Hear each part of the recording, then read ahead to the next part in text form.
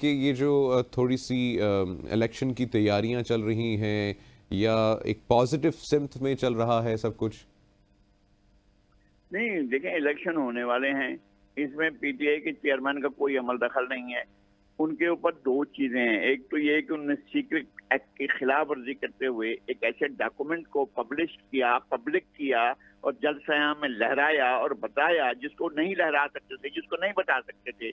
और उनके ऊपर ये पाबंदी थी कि इस तरह का कोई डॉक्यूमेंट, आइन के तहत ये पाबंदी है। हल्फ उठाते हुए ये कहा जाता है कि मैं इन चीजों को सीधा राज में रखूंगा, और आप जो है वो लाकर पब्लिक कर रहे हैं, तो ये उस आइन के अपने हल्फ की खिलाफ वर्जी है और आइन की जो उन्हें जिम्मेदारियां दी हैं उसकी खिलाफ वर्जी है। कोई सरकारी चीज जो इस तरह के उनके इल्म में लाई जाए उसको पब्लिक नहीं कर सकते हैं, एक बात।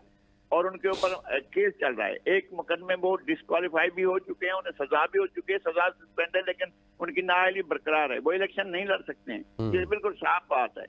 अब ऐसी सूरत हाल के अंदर उनका यहाँ लाना या लाया जाना जो इतना ओपन नहीं हो सकता कि उनके साथ कोई मुज़ाकरात हो रहे हैं तो चलो वहाँ परेशानी हो रही है और यहाँ पर जो है बहुत आसानी होगी मुज़ाकरात करने में। अगले दिन लोगों को पता चल जाएगा अगर मुज़ाकरात हो रहे होंगे इनके साथ किसी के, तो लोग, ऐसा नहीं है कि मीडिया को या लोगों को या ये जो सोशल मीडिया की फैक्ट्रियां उनको पता नहीं चलेगा। इनके लोग खुद ही इस तरह की चीजें उठाकर वो कर देते हैं और हवा बनाया हुआ है मुल्क के लिए कि भाई ओ कयामत है जो इसके जेल के अंदर पड़ी हुई है, वो निकलेगा तो सारे मुल्क में तूफान आ जाएगा। कोई तूफान नहीं आएगा, कुछ भी नहीं होगा, पत्ता भी नहीं लेगा। इसकी गिरफ्तारी पर क्या हुआ? वो जो प्लान एक एहतजाज था, प्लान जो हमले करने थे उनने मिलिट्री इंस्टॉलेशन पर, वो किए उन्होंने, लेकिन उसके बाद क्या हुआ? फिर गिरफ्तार भी हुए, जेल भी गए। फिर क्या हो गया? कोई बंदा निकला, एक आदमी निकला किसी चीज के लिए? कोई ऐसी चीज नहीं है। न तो पॉपुलर है, न वो इस तरह का है कि उसके साथ मुज़ाकरात किए जाएं।